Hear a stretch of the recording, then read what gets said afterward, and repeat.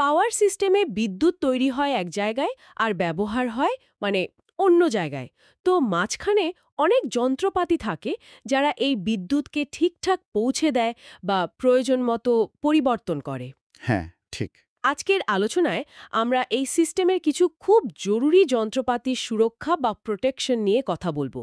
আমাদের হাতে আছে যশোর বিজ্ঞান ও প্রযুক্তি বিশ্ববিদ্যালয়ের ইইই বিভাগের ডক্টর মেহেদী হাসান জুয়েল স্যারের সুইচ কেয়ার ও প্রোটেকশন কোর্সের ইই 4203 কোর্সের মডিউল 3 এর কিছু স্লাইড।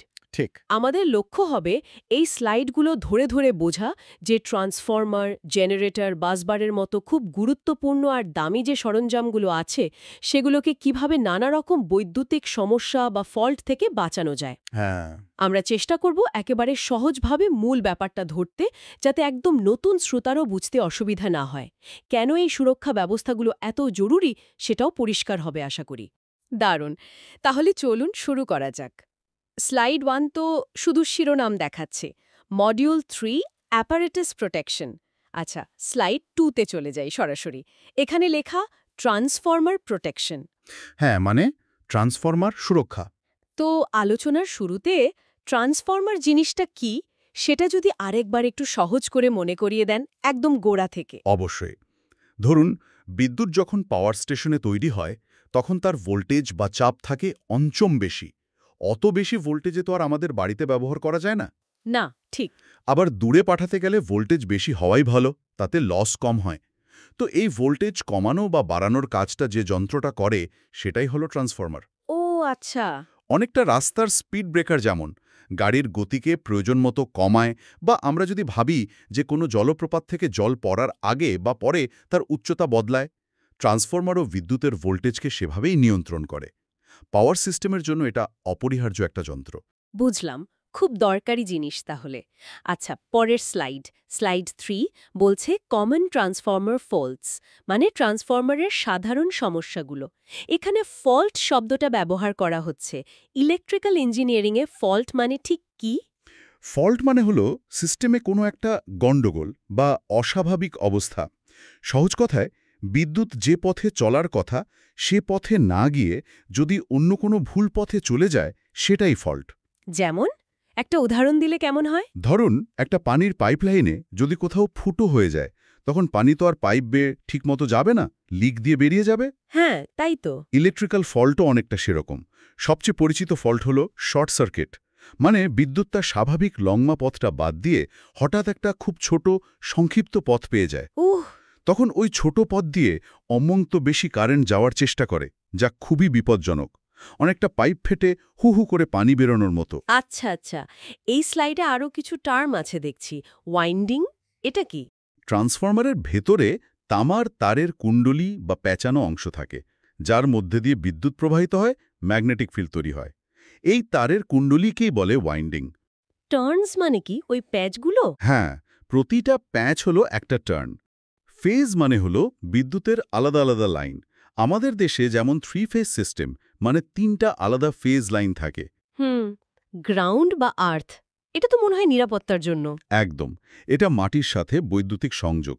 কোনো ফল্ট হলে অতিরিক্ত বিদ্যুৎ যেন নিরাপদে মাটিতে চলে যেতে পারে, সেই ব্যবস্থা। কোর জিনিসটা কি? কোর হলো ট্রান্সফরমারের মাঝখানের অংশটা, সাধারণত লোহার তৈরি। এটা ম্যাগনেটিক ফিল্ডকে সহজে পথ করে দেয়। ও আচ্ছা, ল্যামিনেশন। কোরটা কিন্তু আস্ত লোহার টুকরো হয় না, অনেকগুলো পাতলা পাতলা লোহার পাত বা শীট একসাথে জুড়ে তৈরি হয়। এই পাতগুলোকেই বলে ল্যামিনেশন। এদের মাঝে আবার ইনসুলেশন থাকে, এতে শক্তির অপচয় কমে। ইনসুলেশন মানে তো অপরিবাহী স্তর, তাই না, যা বিদ্যুৎকে আটকে রাখে।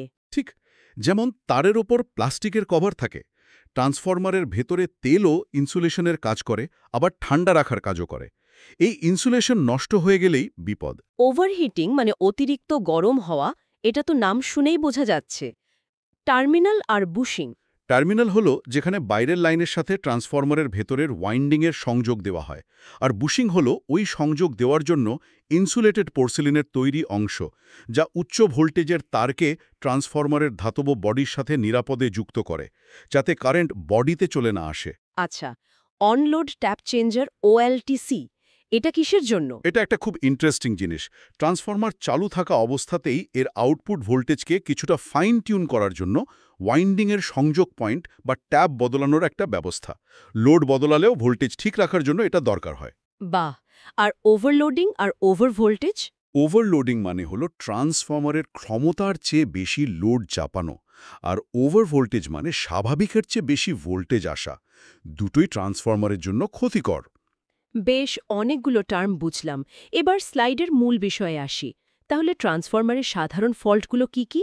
স্লাইড বলছে সবচেয়ে কমন আর বিপজ্জনক হলো ওই ওয়াইন্ডিং ফল্টস, মানে তারের কুণ্ডলীর ভেতরের সমস্যা।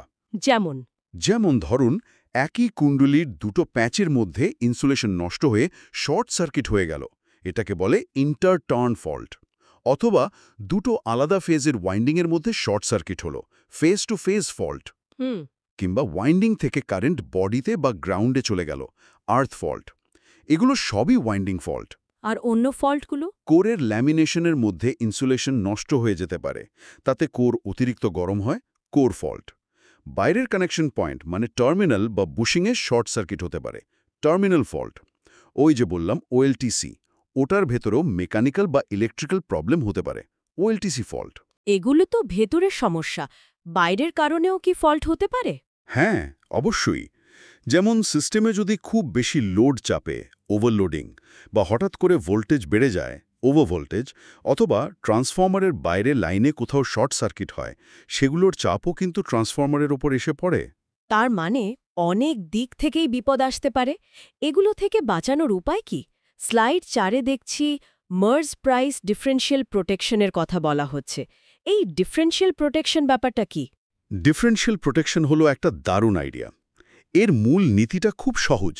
ধরুন, একটা যন্ত্র আছে, তার ভেতরে বিদ্যুৎ ঢুকছে আবার বেরোচ্ছে। হ্যাঁ। ডিফারেন্সিয়াল প্রোটেকশন যেটা করে সেটা হলো এই ঢোকা আর বেরোনো কারেন্টের মধ্যে তুলনা করে। স্বাভাবিক অবস্থায় যা ঢোকে আর যা বেরোয় তাদের মধ্যে একটা গাণিতিক সম্পর্ক থাকে। ট্রান্সফরমারের ক্ষেত্রে টার্নস রেশিও বা প্যাচের অনুপাতটা হিসেবে ধরতে হয়। আচ্ছা। যদি যন্ত্রের ভেতরে কোনো ফল্ট হয়, যেমন কারেন্ট লিক হয়ে যায় বা শর্ট সার্কিট হয়, তখন ঢোকা আর বেরোনো কারেন্টের মধ্যেকার ওই সম্পর্কটা আর ঠিক থাকে না, একটা পার্থক্য বা ডিফারেন্স তৈরি হয়। হুম। ডিফারেন্সিয়াল প্রোটেকশন ঠিক এই পার্থক্যটাকেই শনাক্ত করে এবং বুঝতে পারে যে ভেতরে কিছু একটা গড়বড় হয়েছে। এটা কি কোনো নির্দিষ্ট সূত্রের ওপর ভিত্তি করে? স্লাইডে মনে হয় কারশফের সূত্রের কথা লেখা আছে। হ্যাঁ, একদম। কারশফের কারেন্ট ল খুব সহজ সূত্র। বলে যে কোনো একটা বৈদ্যুতিক সংযোগ পয়েন্টে, যেমন একটা জাংশন, মোট যত কারেন্ট এসে ঢোকে ঠিক তত কারেন্টই বিভিন্ন পথ দিয়ে বেরিয়ে যায়। মানে আসা আর যাওয়ার কারেন্টের যোগফল 0। মানে রাস্তার মোড়ে যেমন বিভিন্ন রাস্তা থেকে গাড়ি এসে আবার বিভিন্ন রাস্তায় চলে যায়, মোট সংখ্যাটা একই থাকে। ঠিক সেরকম। স্বাভাবিক অবস্থায় ট্রান্সফরমারের ভেতরেও কারেন্টের এই আসা যাওয়ার ভারসাম্যটা বজায় থাকে। ডিফারেন্সিয়াল প্রোটেকশন এই ভারসাম্যটাকেই পাহারা দেয়। স্লাইডের ডান দিকের ডায়াগ্রামটা একটু দেখি। মাঝখানে একটা পাওয়ার ট্রান্সফরমার, এর দুই পাশে মানে প্রাইমারি আর সেকেন্ডারি সাইডে গোল গোল চিহ্ন দিয়ে সিটি লেখা। এই সিটি জিনিসটা কি? সিটি মানে কারেন্ট ট্রান্সফরমার। পাওয়ার লাইনে কারেন্টের মান তো অনেক বেশি থাকে, হাজার হাজার অ্যাম্পিয়ার হতে পারে। এত বেশি কারেন্ট সরাসরি মাপা বা রিলেতে ব্যবহার করা যায় না, খুব বিপজ্জনক। হ্যাঁ, তা তো বটেই। সিটি হলো একটা বিশেষ ধরনের ছোট ট্রান্সফরমার। এটার কাজ হলো ওই বিশাল কারেন্টকে একটা নির্দিষ্ট অনুপাতে কমিয়ে খুব ছোট, নিরাপদ একটা মানে নিয়ে আসা। ধরুন 5000 অ্যাম্পিয়ারকে কমিয়ে 5 অ্যাম্পিয়ার বা 1 অ্যাম্পিয়ারে নিয়ে আসা। ও আচ্ছা, স্কেল ডাউন করার মতো। একদম। অনেকটা বিশাল নদীর জলের স্রোত মাপার জন্য পাশে একটা ছোট্ট খাল কেটে তার মধ্যে দিয়ে কতটা জল যাচ্ছে সেটা মেপে বোঝার মতো। এই কমানো কারেন্টটা তখন সহজেই মিটার দিয়ে মাপা যায় বা রিলেতে ব্যবহার করা যায়। বুঝলাম। ছবিতে দেখছি এই সিটিগুলোর ভেতরের তার দিয়ে কানেকশন গিয়ে নিচের রিলে কোয়েল ABC এ লেগেছে। রিলেটা কি কাজ করে? রিলে হলো একটা স্বয়ংক্রিয় প্রহরী বা সুইচ। এটা সার্কিটের অবস্থা, যেমন কারেন্টের মান, ভোল্টেজ ইত্যাদি পর্যবেক্ষণ করে।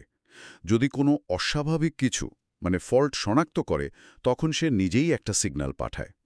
কাকে সিগন্যাল পাঠায়? সিগন্যাল পাঠায় সার্কিট ব্রেকারকে। সার্কিট ব্রেকার হলো আসল সুইচটা, যেটা পাওয়ার লাইনকে কানেক্ট বা ডিসকানেক্ট করতে পারে। রিলে সিগন্যাল দিলেই সার্কিট ব্রেকার ট্রিপ করে, মানে লাইনটা খুলে দেয়, যাতে ফল্টের অংশটা আলাদা হয়ে যায়। অনেকটা ফায়ার অ্যালার্মের মতো, যেটা ধোঁয়া দেখলে ঘণ্টা বাজিয়ে দেয়। খুব ভালো উদাহরণ। রিলে অনেকটা সেরকমই, ফল্ট শনাক্ত করে, সার্কিট ব্রেকারকে খবর দেয়। ডায়াগ্রামে যে এ, বি, সি কয়েলগুলো দেখছেন, ওগুলো হলো রিলের অপারেটিং কয়েল। ওর মধ্যে দিয়ে কারেন্ট গেলেই রিলেটা কাজ করে। ডায়াগ্রামে সিটিগুলোর সংযোগটা কেমন যেন প্যাঁচানো লাগছে। লেখা আছে কানেক্টেড ইন অপোজিশন। এর মানে কি? এ মানে হলো সিটি দুটোকে এমনভাবে জোড়া হয়েছে যাতে স্বাভাবিক অবস্থায়, যখন ট্রান্সফর্মারের ভেতরে কোনো ফল্ট নেই, তখন প্রাইমারি সাইডের সিটি থেকে যে কারেন্ট আসে আর সেকেন্ডারি সাইডের সিটি থেকে যে কারেন্ট আসে, টার্নস রেশিও মিলিয়ে নেওয়ার পর তারা একে অপরের ঠিক উল্টো দিকে থাকে এবং সমান হয়। তাতে কি হয়? তাতে তারা একে অপরকে পুরোপুরি বাতিল করে দেয়। ফলে কারেন্টটা শুধু বাইলের কানেক্টিং তার বা পাইলট ওয়্যার দিয়ে ঘুরতে থাকে। রিলের অপারেটিং কয়েলের ভেতর দিয়ে কোনো কারেন্ট যায় না। রিলে চুপচাপ বসে থাকে। ও, আর যদি ভেতরে ফল্ট হয়? যদি ট্রান্সফর্মারের ভেতরে কোনো ফল্ট হয়, ধরুন একটা ওয়াইন্ডিং শর্ট সার্কিট হলো, তখন প্রাইমারি আর সেকেন্ডারি কারেন্টের মধ্যেকার ভারসাম্যটা নষ্ট হয়ে যায়। দুই সাইডের সিটি কারেন্টটা সমান বা বিপরীত থাকে না। তখন আর তারা একে অপরকে পুরোপুরি বাতিল করতে পারে না। যেটুকু কারেন্ট বাতিল হয় না, মানে যে পার্থক্য বা ডিফারেন্সিয়াল কারেন্টটা তৈরি হয়, সেটাই তখন রিলের অপারেটিং কয়েলের ভেতর দিয়ে প্রবাহিত হয়। আর রিলে ট্রিপ করে? ঠিক। যেই অপারেটিং কয়েলে কারেন্ট যায়, রিলে বুঝে ফেলে ভেতরে ফল্ট হয়েছে এবং সাথে সাথে সার্কিট ব্রেকারকে ট্রিপ করার সিগন্যাল পাঠিয়ে দেয়। তার মানে এই ব্যবস্থাটা শুধু ট্রান্সফরমারের ভেতরের ফল্টের জন্যই কাজ করবে, যদি লাইনে অন্য কোথাও ফল্ট হয়? চমৎকার প্রশ্ন। হ্যাঁ, এটাই ডিফারেন্সিয়াল প্রোটেকশনের সবচেয়ে বড় গুণ। যদি ফল্টটা ট্রান্সফর্মারের বাইরে হয়, মানে থ্রু ফল্ট, তখন কিন্তু প্রাইমারি আর সেকেন্ডারি দুই দিক দিয়ে ফল্ট কারেন্ট যায় এবং ভারসাম্যটা সঠিক সিটি রেশিও থাকলে বজায় থাকে। সিটি কারেন্টগুলো তখনও একে অপরকে বাতিল করে দেয়, রিলে কাজ করে না। বাহ, এটা তো খুব সিলেক্টিভ তালে, শুধু নিজের এলাকার ফল্টেই কাজ করে। একদম। একে বলে ইউনিট প্রোটেকশন। শুধু নির্দিষ্ট যন্ত্র বা ইউনিটটাকে রক্ষা করে। কিন্তু পরের স্লাইড 5 বলছে একটা চ্যালেঞ্জের কথা। Challenge 1, protecting delta star Transformers. আচ্ছা, ডেল্টা আর স্টার কানেকশন কি জিনিস? পাওয়ার সিস্টেমে সাধারণত 3 ফেজ থাকে। ট্রান্সফরমারের ভেতরে এই 3 ফেজের ওয়াইন্ডিংগুলোকে নিজেদের মধ্যে আর বাইরের লাইনের সাথে জুড়ে দেওয়ার দুটো প্রধান পদ্ধতি আছে। একটা হলো ডেল্টা কানেকশন, দেখতে গ্রিক অক্ষর ডেল্টার মতো, মানে একটা ত্রিভুজের মতো করে জোড়া। আচ্ছা। আরেকটা হলো স্টার বা ওয়াই কানেকশন, দেখতে ইংরেজি অক্ষর ওয়াই বা তারার মতো। এখানে 3টে ওয়াইন্ডিংয়ের একটা করে মাথা একসাথে জুড়ে একটা নিউট্রাল পয়েন্ট তৈরি করা হয়। এই দুই ধরনের কানেকশনের মধ্যে পার্থক্য কি? এদের ইলেকট্রিক্যাল বৈশিষ্ট্য একটু আলাদা, যেমন লাইন ভোল্টেজ আর ফেজ ভোল্টেজের সম্পর্ক বা লাইন কারেন্ট আর ফেজ কারেন্টের সম্পর্ক ভিন্ন হয়। স্লাইড বলছে ডেল্টা স্টার ট্রান্সফরমারের ক্ষেত্রে সমস্যা হয়, মানে যদি ট্রান্সফরমারের এক পাশে ডেল্টা কানেকশন আর অন্য পাশে স্টার কানেকশন থাকে। হ্যাঁ, এরকম কানেকশন খুব কমন, বিশেষ করে ডিস্ট্রিবিউশন ট্রান্সফরমারে। কিন্তু এতে ডিফারেন্সিয়াল প্রোটেকশনের জন্য দুটো সমস্যা তৈরি হয়। কি কি সমস্যা? স্লাইডে লেখা ratio and phase shift mismatch. প্রথমটা হলো ম্যাগনিটিউড মিসম্যাচ। ডেল্টা আর স্টার সাইডের লাইন কারেন্টের মান এক হয় না। এমনকি যদি আপনি সিটি রেশিও দিয়ে ট্রান্সফরমারের টার্নস রেশিও মেলানোর চেষ্টাও করেন, তবুও একটা পার্থক্য থেকে যায়। আর দ্বিতীয়টা? Phase shift. হ্যাঁ, ফেজ শিফট। ডেল্টা আর স্টার কানেকশনের মধ্যে একটা 30 ডিগ্রির কৌণিক পার্থক্য তৈরি হয় কারেন্টের ফেজে। মানে দুই পাশের কারেন্টের ঢেউগুলো ঠিক একই সময় চূড়ায় পৌঁছায় না, একটা আরেকটার চেয়ে একটু আগে বা পরে থাকে। ভাবুন, দুজন দৌড়বিদ একই গতিতে দৌড়াচ্ছে, কিন্তু একজন আরেকজনের থেকে একটু পরে দৌড় শুরু করেছে, সেরকম। ঠিক ধরেছেন। তো এই ম্যাগনিটিউড আর ফেজ দুটো পার্থক্য থাকার কারণে স্বাভাবিক অবস্থাতেই, মানে যখন কোনো ফল্ট নেই, তখনও দুই সাইডের সিটি থেকে আসা কারেন্টগুলো একে অপরকে পুরোপুরি বাতিল করতে পারে না। তার মানে রিলে একটা কারেন্ট দেখতে পায়। হ্যাঁ, রিলে একটা ফলস বা মিথ্যে ডিফারেন্স কারেন্ট দেখতে পায়। আর রিলে তো বোকা যন্ত্র, সেভাবে ভেতরে বুঝি ফল্ট হয়েছে, তাই ভুল করে ট্রিপ করে ফেলতে পারে। ওহ, এটা তো বড় সমস্যা। এর সমাধান কি? স্লাইডে স্মার্ট সিটি কানেকশনসের কথা বলা হয়েছে। সমাধানটা বেশ ইন্টারেস্টিং। সিটি কানেকশন দিয়েই এই সমস্যার সমাধান করা হয়। ফেজ শিফটের সমস্যাটা দূর করার জন্য একটা চালাকি করা হয়। কি রকম? নিয়মটা হলো পাওয়ার ট্রান্সফরমারের ওয়াইন্ডিং যেদিকে ডেল্টা কানেকশনে আছে সেই দিকের সিটিগুলোকে কানেক্ট করা হয় স্টার ওয়াই কানেকশনে।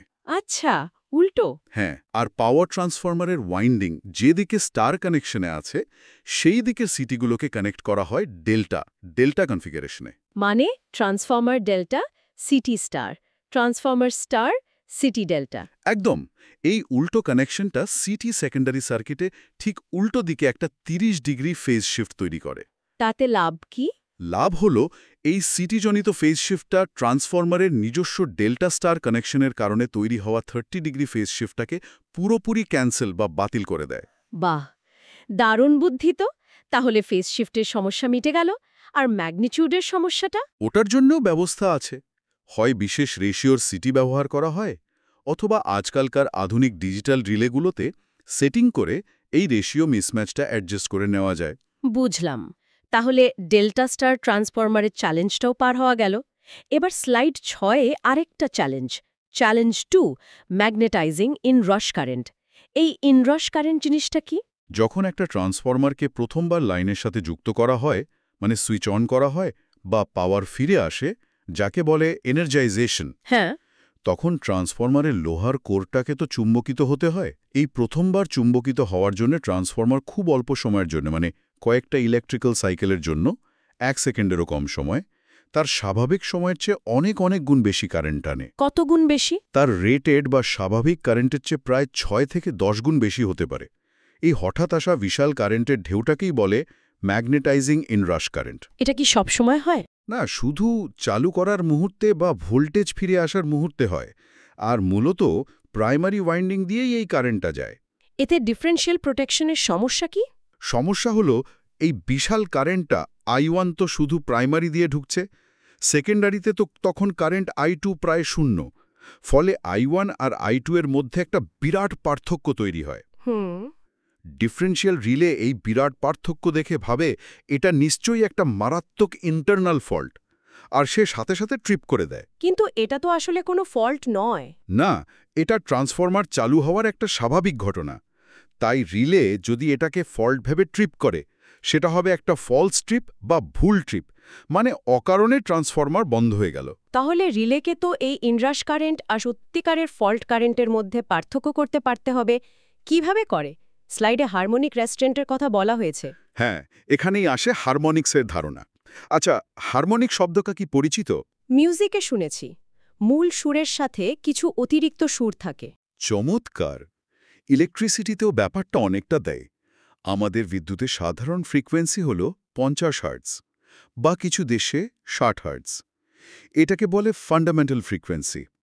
এর তরঙ্গরূপটা সাধারণত খুব মসৃণ হয়, যাকে বলে সাইন ওয়েভ। হ্যাঁ। কিন্তু কিছু বিশেষ অবস্থায়, যেমন এই ম্যাগনেটাইজিং ইনরাশের সময়, কারেন্টের তরঙ্গরূপটা আর মসৃণ সাইন ওয়েভ থাকে না, একটু বিকৃত হয়ে যায়। আর এই বিকৃত তরঙ্গকে যদি গাণিতিকভাবে বিশ্লেষণ করা হয়, ফুরিয়ার অ্যানালিসিস করে, দেখা যায় এর মধ্যে শুধু 50 হার্টজ নেই, এর সাথে 100 হার্টজ, 150 হার্টজ, 250 হার্টজ এরকম মূল ফ্রিকোয়েন্সির গুণিতক কিছু অতিরিক্ত ফ্রিকোয়েন্সিও মিশে আছে। এগুলোই হারমোনিক্স। ঠিক। 100 হার্টজ 50-এর দ্বিগুণ হল দ্বিতীয় হারমোনিক, 150 হার্টজ 50-এর 3 গুণ হল তৃতীয় হারমোনিক, ইত্যাদি। তো ইনরাশ কারেন্টের সাথে হারমোনিকের সম্পর্ক কি? গবেষণায় দেখা গেছে, এবং এটাই মূল সূত্র, যে ম্যাগনেটাইজিং ইনরাশ কারেন্টে প্রচুর পরিমাণে সেকেন্ড হারমোনিক থাকে। মানে মোট কারেন্টের প্রায় 15-20% বা তারও বেশি হতে পারে এই দ্বিতীয় হারমোনিক উপাদান। আর সত্যিকারের ফল্ট হলে? সত্যিকারের ফল্টের সময় যে কারেন্ট বাড়ে, সেটা কিন্তু প্রায় বিশুদ্ধ সাইন ওয়েভই থাকে। মানে তাতে হারমোনিক্স, বিশেষ করে দ্বিতীয় হারমোনিক, প্রায় থাকেই না, বা থাকলেও খুবই কম। ও, তার মানে এটাই পার্থক্য করার উপায়? একদম। আধুনিক ডিজিটাল রিলেগুলো খুব স্মার্ট। তারা ডিফারেনশিয়াল কারেন্টটাকে শুধু মাপে না, সেটার ফুরিয়ার অ্যানালাইসিস করে হারমোনিক উপাদানগুলোও বের করে ফেলে। তারপর রিলে দেখে ডিফারেনশিয়াল কারেন্টের দ্বিতীয় হারমোনিকের পরিমাণ কত। যদি দেখে যে এটা একটা নির্দিষ্ট লেভেলের থ্রেশহোল্ড, যেমন 15% বা 20%-এর চেয়ে বেশি, তখন রিলে নিশ্চিত হয়ে যায় যে এটা ফল্ট নয়, এটা হলো ম্যাগনেটাইজিং ইনরাশ। আর তখন সে ট্রিপ করে না। হ্যাঁ, তখন সে নিজেকে ট্রিপ করা থেকে ব্লক করে দেয় বা বিরত রাখে। Harmonic restrained. সে অপেক্ষা করে, কারণ সে জানে ইনরাশ কারেন্টটা একটু পরেই কমে যাবে। আর যদি দ্বিতীয় হারমোনিক কম দেখে, তাহলে বুঝে নেয় এটা সত্যিকারের ফল্ট এবং সাথে সাথে ট্রিপ করে। বাহ, দারুণ একটা পদ্ধতি, হারমোনিক ব্যবহার করে ভুল ধরা। আচ্ছা, এবার পরে স্লাইডগুলোতে যাই। স্লাইড 7-এ একটা ছবি আর স্লাইড 8-এ সেটার বিস্তারিত। যন্ত্রটার নাম বুকহোলস রিলে। ছবিতে দেখছি এটা ট্রান্সফরমারের ওপরে একটা পাইপের সাথে লাগানো। হ্যাঁ, বুকহোলস রিলে। এটা একটা বেশ পুরনো কিন্তু খুব নির্ভরযোগ্য সুরক্ষা যন্ত্র। তবে এটা শুধু তেলওয়ালা বা অয়েল ইমার্সড ট্রান্সফরমারে ব্যবহার করা হয়। অয়েল ইমার্সড ট্রান্সফরমার মানে? মানে যেসব ট্রান্সফরমারের ভেতরের ওয়াইন্ডিং আর কোর ঠান্ডা রাখার জন্য এবং ইনসুলেশন দেওয়ার জন্য তেলের মধ্যে ডোবানো থাকে। বড় পাওয়ার ট্রান্সফরমারগুলো সাধারণত এরকমই হয়। আচ্ছা, আর এই রিলেটা ঠিক কোথায় লাগানো থাকে? ট্রান্সফরমারের মূল যে তেলের ট্যাঙ্ক থাকে তার ওপরে একটা ছোট অতিরিক্ত ট্যাঙ্ক লাগানো থাকে, যাকে বলে কনজারভেটর ট্যাঙ্ক। Conservator tank. হ্যাঁ, তেলের তাপমাত্রা বাড়লে বা কমলে তেল বাড়ে কমে, সেই অতিরিক্ত জায়গাটা কনজারভেটর দেয়। হুম। বুকহোলস রিলেটা লাগানো থাকে এই মূল ট্যাঙ্ক আর কনজারভেটরের সংযোগকারী পাইপের মধ্যে। স্লাইড 8 বলছে এটা গ্যাস অ্যান্ড অয়েল অ্যাকচুয়েটেড, মানে গ্যাস আর তেল দিয়ে চলে। কিভাবে কাজ করে? এর কাজ করার পদ্ধতিটা খুব ইন্টারেস্টিং এবং এটা ট্রান্সফরমারের তেলের নিচে হওয়া ফল্ট ধরতে পারে। ধরুন, ট্রান্সফরমারের ভেতরে ধীরে ধীরে কোনো সমস্যা তৈরি হচ্ছে, যেমন একটু একটু করে ওভারহিটিং হচ্ছে বা ইনসুলেশন দুর্বল হয়ে যাচ্ছে। এটাকে বলে ইনসিপিয়েন্ট ফল্ট। Incipient fault. হ্যাঁ, এই ধরনের ছোটখাটো ফল্টে অতিরিক্ত তাপে তেল অল্প অল্প করে ভাঙতে শুরু করে। Decomposition of oil. হ্যাঁ, এবং গ্যাস তৈরি হয়। ও, তেলের ভেতরে গ্যাস। হ্যাঁ, এই গ্যাস হালকা হওয়ার কারণে বুদবুদ আকারে ওপরে উঠে আসে এবং কনজারভেটরের দিকে যাওয়ার পথে পাইপের মধ্যে থাকা বুকহোলস রিলেতে আটকা পড়ে। রিলেতে গ্যাস জমা হয়। হ্যাঁ, রিলেটার উপরের দিকে গ্যাস জমার জায়গা আছে। গ্যাস জমতে থাকলে সেখানে তেলের লেভেলটা নিচে নামতে থাকে। রিলেটার ভেতরে একটা হালকা ফ্লোট বা বলের মতো জিনিস থাকে, যেটা তেলের উপর ভাসে। আচ্ছা। তেলের লেভেল নিচে নামলে ওই ফ্লোটটাও নিচে নেমে যায়। ফ্লোটটা নিচে নামলে তার সাথে লাগানো একটা সুইচ, যেমন মার্কারি সুইচ, অন হয়ে যায় এবং একটা অ্যালার্ম সার্কিটকে চালু করে দেয়। মানে একটা সতর্ক ঘন্টা বাজে। ঠিক তাই। এটা অপারেটরকে জানায় যে ট্রান্সফরমারের ভেতরে কিছু একটা সমস্যা শুরু হয়েছে, এখনই ব্যবস্থা নেওয়া দরকার। এটা হলো প্রথম ধাপের সুরক্ষা অ্যালার্ম। বুঝলাম। এটা তো গেল ছোট বা ধীর ফল্টের কথা।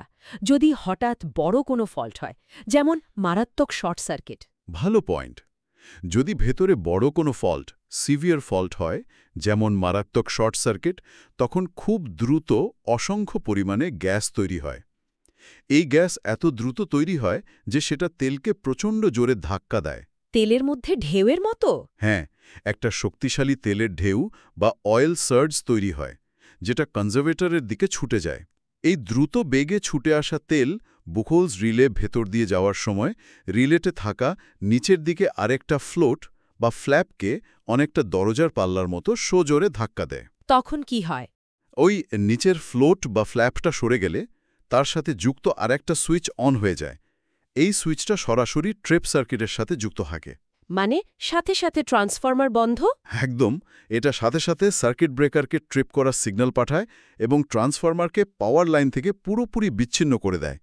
এটা হলো দ্বিতীয় ধাপের সুরক্ষা, সরাসরি ট্রেপ। তার মানে বুকোলজ রিলে একই সাথে ছোট সমস্যা হলে অ্যালার্ম দেয় আর বড় সমস্যা হলে সাথে সাথে ট্রিপ করায়? ঠিক ধরেছেন।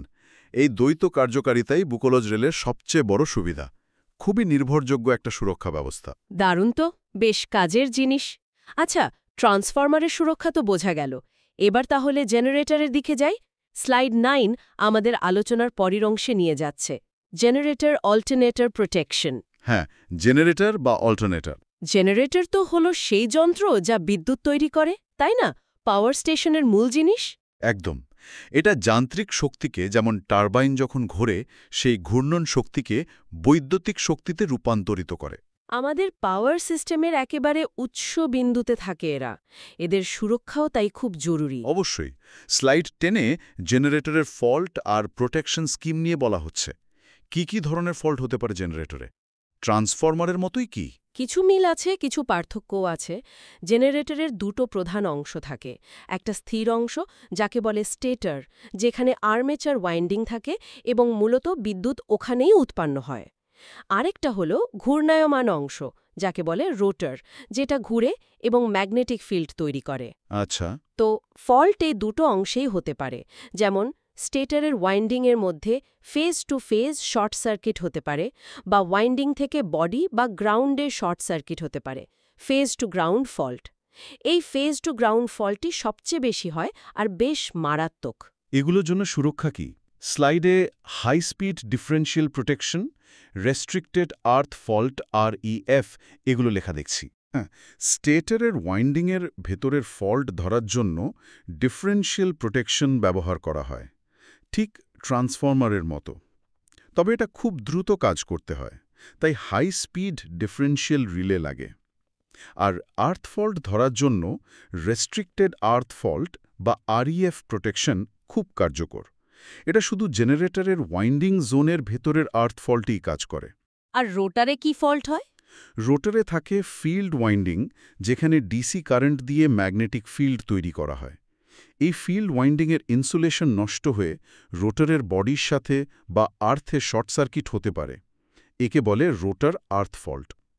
এর জন্য আলাদা সুরক্ষা ব্যবস্থা থাকে, রোটার আর্থ ফল্ট রিলে। এগুলো তো গেল ভেতরের ইলেকট্রিক্যাল ফল্ট। স্লাইড বলছে অ্যাবনর্মাল রানিং কন্ডিশনস নামেও কিছু সমস্যা হয়। হ্যাঁ, এগুলো ঠিক সরাসরি ফল্ট নয়, কিন্তু এমন কিছু অস্বাভাবিক পরিস্থিতি যা জেনারেটরের জন্য বা পুরো সিস্টেমের জন্য ক্ষতিকর হতে পারে। এগুলো অনেক সময় বাইরের কোনো কারণে বা সিস্টেমের অবস্থার পরিবর্তনের জন্য হয়। যেমন ধরুন লস অফ এক্সাইটেশন, মানে রোটারে যে ডিসি কারেন্ট দিয়ে ম্যাগনেটিক ফিল্ড তৈরি করা হচ্ছিল, এক্সাইটেশন, সেটা কোনো কারণে বন্ধ হয়ে গেল। ওহ। আরেকটা হলো রিভার্স পাওয়ার বা মোটরিং। এটা খুব অদ্ভুত একটা অবস্থা, যখন জেনারেটর বিদ্যুৎ তৈরি না করে উল্টো গ্রিড থেকে পাওয়ার টেনে মোটরের মতো ঘুরতে শুরু করে। বলেন কি, জেনারেটর মোটরের মতো চলে? হ্যাঁ, হতে পারে। আমরা পরে আসছি এটাতে। আরও আছে আনব্যালেন্স লোডিং, মানে জেনারেটরে 3 ফেজে সমান লোড না থাকা। এটা সাধারণত বাইরের লাইনে কোনো আনব্যালেন্সড বা এসিমেট্রিক্যাল ফল্টের কারণে হয়। আর overload, over voltage, over speed, এগুলোও তো অ্যাবনর্মাল কন্ডিশন। অবশ্যই। অতিরিক্ত লোড, অতিরিক্ত ভোল্টেজ বা জেনারেটর যদি খুব বেশি জোরে ঘুরতে শুরু করে, ওভার স্পিড, এগুলো সবই অস্বাভাবিক এবং বিপজ্জনক অবস্থা, যেগুলোর বিরুদ্ধে সুরক্ষা দরকার। অনেক রকম ঝুঁকির ব্যাপার আছে দেখছি জেনারেটরেও। আচ্ছা, স্লাইড 11-এ স্টেটরের ডিফারেন্সিয়াল প্রোটেকশনের ডায়াগ্রাম আছে। এটা কি ট্রান্সফরমারের ডিফারেন্সিয়াল প্রোটেকশনের মতোই কাজ করে? হ্যাঁ, মূলনীতিটা একই। স্টেটরের ওয়াইন্ডিংয়ের 2 প্রান্তের কারেন্টকে তুলনা করা। একটা প্রান্ত হলো নিউট্রাল এন্ড, যেটা সাধারণত গ্রাউন্ড করা থাকে, আর অন্যটা হলো টার্মিনাল এন্ড, যেটা বাইরের সার্কিটের সাথে যুক্ত হয়। এই 2 প্রান্তেই সিটি বসানো থাকে, ডায়াগ্রামে CT1, CT2। এদের সেকেন্ডারি দিয়ে কারেন্ট এনে ডিফারেন্সিয়াল রিলেতে দেওয়া হয়। স্বাভাবিক অবস্থায় 2 প্রান্তের কারেন্ট সমান থাকে। জেনারেটরের ক্ষেত্রে টার্নস রেশিও 1.1 ধরা যায়, তাই রিলেতে কোনো কারেন্ট যায় না। আর ফল্ট হলে? যদি ওয়াইন্ডিংয়ের ভেতরে কোথাও ফল্ট হয়, তাহলে 2 প্রান্তের কারেন্ট আর সমান থাকে না। এই পার্থক্য কারেন্টটা রিলে দিয়ে যায় এবং রিলে ট্রিপ করে। স্লাইড বলছে এটা নাকি ট্রান্সফরমার প্রোটেকশনের চেয়ে সহজ। কেন? কারণ জেনারেটরের ক্ষেত্রে ওই ডেল্টা স্টারের ফেজ শিফটের ঝামেলাটা নেই। ওয়াইন্ডিং সাধারণত স্টার কানেক্টেডই থাকে। আবার ট্রান্সফরমারের মতো ম্যাগনেটাইজিং ইনরাশ কারেন্টের সমস্যাও নেই। ও আচ্ছা, তাই তো। ফলে সিটি কানেকশন নিয়ে বিশেষ কিছু করার দরকার হয় না, হারমোনিক রেস্টুরেন্টেরও প্রয়োজন পড়ে না। একটা তুলনামূলক সরল কিন্তু খুব সংবেদনশীল ডিফারেন্সিয়াল স্কিম ব্যবহার করা যায়। ফল্ট হলে রিলে কি করে? শুধু জেনারেটরের সার্কিট ব্রেকার খোলে? না, দুটো জিনিস করে। এক, জেনারেটরকে গ্রিড থেকে আলাদা করার জন্য জেনারেটর সার্কিট ব্রেকার খোলে। 2, রোটারের ফিল্ড ওয়াইন্ডিংয়ে যে ডিসি সাপ্লাই যাচ্ছিল সেই ফিল্ড ব্রেকারটাও খুলে দেয়। এটাকে বলে ডি-এক্সাইট করা, মানে জেনারেটরকে পুরোপুরি নিষ্ক্রিয় করে ফেলা হয়। বুঝলাম। এবার আসি স্লাইড 12-তে, ওই অ্যাবনর্মাল কন্ডিশনগুলোর প্রোটেকশন নিয়ে। প্রথমটা লস অফ এক্সাইটেশন। এক্সাইটেশন চলে গেলে ঠিক কী সমস্যা হয়? এক্সাইটেশন বা ফিল্ড কারেন্ট হল জেনারেটরের হৃদস্পন্দনের মতো। ওটা না থাকলে জেনারেটর আর সিনক্রোনাস মেশিন হিসেবে কাজ করতে পারে না। সে গ্রেডের সাথে তাল মিলিয়ে ঘোরার যে শক্তি, সিনক্রোনাইজিং টর্ক, সেটা হারিয়ে ফেলে। তখন কি হয়? জেনারেটর থেমে যায়? না, থামে না, বরং এর গতি বেড়ে যেতে পারে। আর সবচেয়ে অদ্ভুত ব্যাপার হলো, সে তখন সিনক্রোনাস জেনারেটর না থেকে অনেকটা ইন্ডাকশন জেনারেটরের মতো আচরণ করতে শুরু করে। Induction generator? হ্যাঁ, এবং এই অবস্থায় সে পাওয়ার তৈরি করার বদলে উল্টো গ্রিড থেকে প্রচুর পরিমাণে রিঅ্যাক্টিভ পাওয়ার বা ভার্স টানতে শুরু করে। VARS মানে অকার্যকরী শক্তি, যেটা ম্যাগনেটিক ফিল্ডের জন্য লাগে। ঠিক, এই বিপুল পরিমাণ ভার টানার ফলে আশেপাশের এলাকার বা পুরো গ্রিডের ভোল্টেজ মারাত্মকভাবে কমে যেতে পারে, এমনকি গ্রিড কোল্যাপসও করতে পারে। সর্বনাশ! এটা তো খুবই বিপজ্জনক। হ্যাঁ, এটা কিভাবে ধরা হয়? স্লাইডে ইম্পিডেন্স বেসড রিলের কথা লেখা। যখন জেনারেটর এক্সাইটেশন হারিয়ে VARs টানতে শুরু করে, তখন জেনারেটরের টার্মিনাল থেকে দেখলে তার যে মোট বাধা বা ইম্পিডেন্স, সেটার মান আর দিক দুটোই বদলে যায়। আচ্ছা। রিলে হলো এক বিশেষ ধরনের ডিরেকশনাল ইম্পিডেন্স রিলে। এটা জেনারেটরের টার্মিনালের ইম্পিডেন্সটা ক্রমাগত মাপতে থাকে। যেই দেখে যে ইম্পিডেন্সটা বদলে গিয়ে একটা নির্দিষ্ট বিপজ্জনক জোনে ঢুকে পড়েছে, রিলে বুঝে যায় যে এক্সাইটেশন ফেল করেছে। তখন অ্যালার্ম দেয় বা প্রয়োজনে ট্রিপও করে। ইন্টারেস্টিং। আর দ্বিতীয় অ্যাবনর্মাল কন্ডিশনটা? রিভার্স পাওয়ার বা মোটরিং। বললেন জেনারেটর মোটরের মতো চলে। হ্যাঁ, ধরুন জেনারেটরকে যে ঘোরাচ্ছে, মানে প্রাইম মুভার, যেমন একটা স্টিম টারবাইন বা গ্যাস টারবাইন, সেটা কোনো কারণে বন্ধ হয়ে গেল, বা তার ইনপুট স্টিম বা গ্যাস বন্ধ হয়ে গেল। কিন্তু জেনারেটর তখনও গ্রিডের সাথে যুক্ত আছে এবং ঘুরছে। তখন কি হবে? জেনারেটর তো আর পাওয়ার তৈরি করছে না, কিন্তু গ্রিডের বাকি সব জেনারেটর তখনও চলছে এবং গ্রিডকে সচল রেখেছে। হ্যাঁ। তখন এই সচল গ্রিড থেকে পাওয়ার উল্টো দিকে প্রবাহিত হয়ে এই জেনারেটরটার ভেতরে ঢুকতে শুরু করে। আর জেনারেটরটা তখন নিজেই একটা মোটরের মতো ঘুরতে থাকে। আর সে তখন প্রাইম মুভারকে ঘোরায়। ঠিক। সে তখন স্টিম টারবাইন বা গ্যাস টারবাইনটাকে ঘোরাতে শুরু করে। এটাকে বলে মোটরিং। এতে ক্ষতি কি? এটা প্রাইম মুভারের জন্য মারাত্মক ক্ষতিকর হতে পারে, বিশেষ করে স্টিম টারবাইনের ক্ষেত্রে। যখন আর স্টিম আসছে না কিন্তু ব্লেডগুলো ঘুরছে, তখন ঘর্ষণের কারণে ব্লেডগুলো অনেক গরম হয়ে বেঁকে যেতে পারে বা ভেঙে যেতে পারে। সর্বনাশ! এটা তো আটকাতেই হবে। কিভাবে ধরা হয়? এর জন্য একটা খুব সেন্সিটিভ ডিরেকশনাল পাওয়ার রিলে ব্যবহার করা হয়। এই রিলেটা শুধু পাওয়ারের পরিমাণ মাপে না, পাওয়ার কোন দিকে প্রবাহিত হচ্ছে ডিরেকশন সেটাও দেখে। স্বাভাবিক অবস্থায় তো পাওয়ার জেনারেটর থেকে গ্রিডের দিকে যায়। হ্যাঁ, রিয়েল পাওয়ার বা ওয়াট জেনারেটর থেকে গ্রিডে যায়। কিন্তু মোটরিং অবস্থায় পাওয়ার উল্টো দিকে, মানে গ্রিড থেকে জেনারেটরের দিকে আসতে শুরু করে। রিলে এই উল্টো প্রবাহটা ধরে ফেলে। একদম, যেই রিলে দেখে যে পাওয়ার উল্টো দিকে আসছে, সে সাথে সাথে জেনারেটরকে ট্রিপ করিয়ে দেয়, যাতে প্রাইম মুভারের ক্ষতি না হয়। পাওয়ার সিস্টেমের ভেতরের এই সুরক্ষা ব্যবস্থাগুলো সত্যিই খুব জটিল আর দারুণ কাজের। আচ্ছা, এবার আলোচনার শেষ অংশে আসি। স্লাইড ১৩ বলছে বাসবার প্রোটেকশন। বাসবার জিনিসটা আসলে কি? বাসবার হলো পাওয়ার সাবস্টেশনের স্নায়ু কেন্দ্র বা হার্ট বলতে পারেন। এটা আসলে একটা মোটা পরিবাহী দণ্ড বা বার, সাধারণত তামা বা অ্যালুমিনিয়ামের তৈরি, যেখানে অনেকগুলো ইনকামিং লাইন যেগুলো দিয়ে পাওয়ার সাবস্টেশনে ঢোকে, আর আউটগোয়িং লাইন যেগুলো দিয়ে পাওয়ার বেরিয়ে বিভিন্ন জায়গায় যায়, এসে একসাথে যুক্ত হয়। মানে একটা কমন কানেকশন পয়েন্ট, বাড়ির মেইন সুইচবোর্ডের মতো? হ্যাঁ, ধারণাটা অনেকটা সেরকমই, কিন্তু বিশাল স্কেলে। সাবস্টেশনের সমস্ত পাওয়ার এই বাসবারের মধ্যে দিয়ে প্রবাহিত হয়। এটা পাওয়ার ডিস্ট্রিবিউশনের একটা হাইওয়ের মতো। স্লাইড 14 বুলফে বাসবারের সুরক্ষা খুব গুরুত্বপূর্ণ, কিন্তু চ্যালেঞ্জিংও বটে। কেন এত গুরুত্বপূর্ণ? কারণটা সহজ। বাসবার হলো পুরো সাবস্টেশনের একটা বড় অংশের সব সার্কিটের মিলনস্থল। যদি বাসবারেই কোনো ফল্ট হয়, যেমন শর্ট সার্কিট, তাহলে ওই বাসবারের সাথে যুক্ত সমস্ত লাইনকেই বন্ধ করে দিতে হয়। তার মানে পুরো সাবস্টেশন বন্ধ? হ্যাঁ, বা তার একটা বিরাট অংশ অচল হয়ে যায়। এর মানে হলো ব্যাপক এলাকা জুড়ে পাওয়ার কাট বা ব্ল্যাকআউট, যা মারাত্মক বিপর্যয়কর।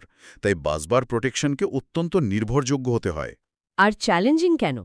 চ্যালেঞ্জিং কারণ প্রথমত, একটা বাসবারে অনেকগুলো সার্কিট, ইনকামিং, আউটগোয়িং, ট্রান্সফরমার ইত্যাদি যুক্ত থাকে। প্রোটেকশন স্কিমকে এদের সবার কথা মাথায় রাখতে হয়।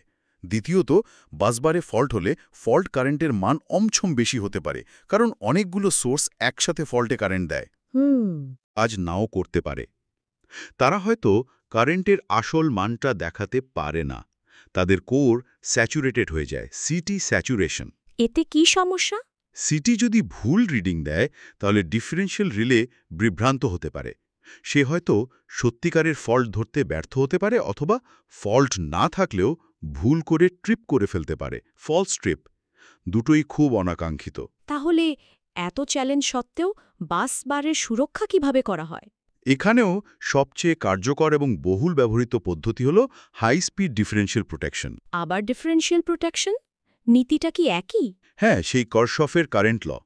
স্বাভাবিক অবস্থায় একটা বাসবার জংশনে মোট যত কারেন্ট ঢুকছে সবগুলো ইনকামিং লাইন মিলিয়ে, ঠিক তত কারেন্টই বেরিয়ে যাচ্ছে সবগুলো আউটগোয়িং লাইন মিলিয়ে। মানে সমস্ত কারেন্টের বীজগাণিতিক যোগফল 0, sigma I is equal to 0। এটা কিভাবে প্রয়োগ করা হয়? প্যারালেল কানেকশনের সমষ্টি বিন্দুটা একটা ডিফারেন্সিয়াল রিলের অপারেটিং কয়েলের সাথে যুক্ত থাকে। কাজ করে কিভাবে? স্লাইড 15তে একটা ডায়াগ্রামও আছে। ডায়াগ্রামটা দেখুন।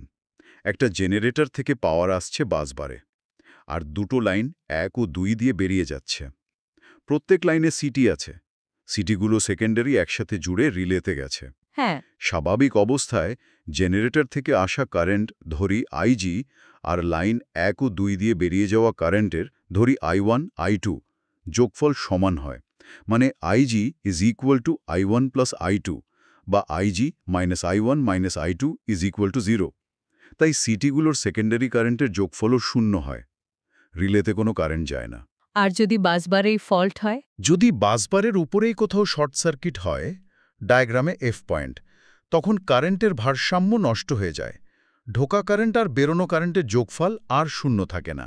Summation I does not equal to 0। তখন সিটিগুলোর সেকেন্ডারি কারেন্টের যোগফলও আর 0 থাকে না। এই অশূন্য পার্থক্য কারেন্টটা সরাসরি ডিফারেন্সিয়াল রিলের অপারেটিং কয়েলের মধ্যে দিয়ে যায়। আর রিলে বুঝে ফেলে যে বাসবারে ফল্ট হয়েছে। ঠিক। এবং যেহেতু বাসবার ফল্ট খুব মারাত্মক, রিলেকম দ্রুত কাজ করে।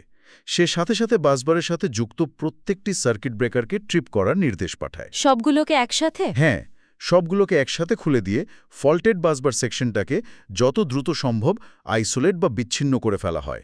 এটাই বাসবার প্রোটেকশনের মূল কাজ। চমৎকার! তাহলে আজকের এই গভীর আলোচনায় আমরা পাওয়ার সিস্টেমের মেরুদণ্ড স্বরূপ কিছু যন্ত্রপাতি, মানে ট্রান্সফরমার, জেনারেটর, বাসবার, এদের সুরক্ষার জন্য ব্যবহৃত কিছু মূল কৌশল সম্পর্কে জানলাম। হ্যাঁ, দেখলাম যে ডিফারেন্সিয়াল প্রোটেকশন একটা খুবই শক্তিশালী আর বহুল ব্যবহৃত নীতি। যদিও এর বাস্তবায়নে কিছু নির্দিষ্ট চ্যালেঞ্জ থাকে, যেমন ট্রান্সফরমারের ক্ষেত্রে ফেজ শিফট বা ম্যাগনেটাইজিং ইনরাশের সমস্যা। ঠিক। আবার দেখলাম কিছু বিশেষ সমস্যার জন্য কিছু বিশেষায়িত রিলে আছে, যেমন তেলের ভেতরে ফল্ট ধরার জন্য বুকোহোলস রিলে, বা জেনারেটরের এক্সাইটেশন লস ধরার জন্য মোর রিলে, কিংবা মোটরিং ঠেকানোর জন্য ডিরেকশনাল পাওয়ার রিলে। একদম। আর সব ক্ষেত্রেই মূল লক্ষ্য কিন্তু একটাই, যত দ্রুত সম্ভব ফল্টটাকে শনাক্ত করা এবং শুধুমাত্র ক্ষতিগ্রস্ত অংশটুকুকে সিস্টেম থেকে নির্ভুলভাবে আলাদা করে ফেলা, যাতে বাকি সিস্টেমটা সচল থাকে আর বড় কোনো বিপর্যয় বা ব্ল্যাকআউট এড়ানো যায়। ঠিক তাই। নির্ভরযোগ্য বিদ্যুৎ সরবরাহের জন্য এই সুরক্ষা ব্যবস্থাগুলো পর্দার আড়ালে নীরবে কাজ করে যায়। আচ্ছা, এই যে এত সব সুরক্ষা ব্যবস্থা, এগুলো তো সবই ফল্ট ঘটে যাওয়ার পরে সেটাকে সামাল দেওয়ার জন্য, তাই না? মানে রিঅ্যাক্টিভ। হ্যাঁ, মূলত তাই। ফল্ট শনাক্ত করে তাকে আইসোলেট করা। এমন কি কোনো ব্যবস্থা নিয়ে চিন্তা হচ্ছে বা তৈরি হচ্ছে যা ফল্ট হওয়ার আগেই সেটার পূর্বাভাস দিতে পারবে? মানে প্রোঅ্যাক্টিভ কিছু? এটা একটা খুবই গুরুত্বপূর্ণ এবং আধুনিক গবেষণার বিষয়, যাকে বলে কন্ডিশন মনিটরিং আর প্রিডিক্টিভ মেইনটেনেন্স। এটা কিভাবে কাজ করে? আইডিয়াটা হলো যন্ত্রপাতির বিভিন্ন প্যারামিটার, যেমন তাপমাত্রা, কম্পন, শব্দ, তেলের ভেতরের গ্যাসের পরিমাণ ও ধরন, ডিজলভ গ্যাস অ্যানালিসিস বা ডিজিএ, আংশিক ডিসচার্জ বা পার্শিয়াল ডিসচার্জ ইত্যাদি, এগুলো ক্রমাগত সেন্সর দিয়ে মাপা। তারপরেই বিপুল পরিমাণ ডেটা আর্টিফিশিয়াল ইন্টেলিজেন্স বা মেশিন লার্নিং অ্যালগোরিদম দিয়ে বিশ্লেষণ করা হয়। অ্যালগরিদমগুলো ডেটার মধ্যে সূক্ষ্ম প্যাটার্ন বা অস্বাভাবিকতা খুঁজে বের করার চেষ্টা করে, যা হয়তো কোনো আসন্ন ফল্টের প্রাথমিক ইঙ্গিত হতে পারে। তার মানে যন্ত্রটা খারাপ হওয়ার আগেই বোঝা যাবে? হ্যাঁ, লক্ষ্য সেটাই। যদি সিস্টেম বুঝতে পারে যে কোনো একটা যন্ত্রের স্বাস্থ্য খারাপ হচ্ছে বা ভবিষ্যতে সমস্যা করতে পারে, তাহলে আগে থেকেই পরিকল্পনা করে সেটার রক্ষণাবেক্ষণ বা মেরামতের ব্যবস্থা নেওয়া যায়।